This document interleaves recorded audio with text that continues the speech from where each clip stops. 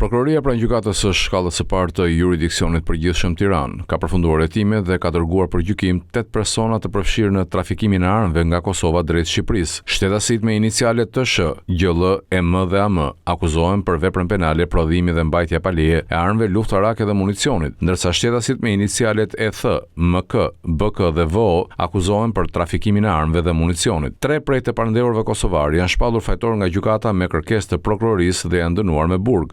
Shtetasit me inicialet BK u dënuan me 8 vite burg për veprën penale trafikimi i armëve dhe municionit. Shtetasi me inicialet MK u dënuan me 6 vite e 8 muaj burg për të njëjtën vepër dhe shtetasi me inicialet ETH u dënuan me 7 vite burg për trafikimi i armëve dhe municionit. Për 5 shtetasit e tjerë, çështja është dërguar për gjykim, ku 4 prej tyre përballin me akuzën e prodhimit dhe mbajtjes pa leje të armëve luftarake, ndërsa shtetasi me inicialet VO akuzohet për trafikim armësh. Veprimet hetimore të shoqëruara edhe me përgjimet ambientale vërtetuan se këta shtetas kanë konsumuar veprën penale për të cilën akuzohen.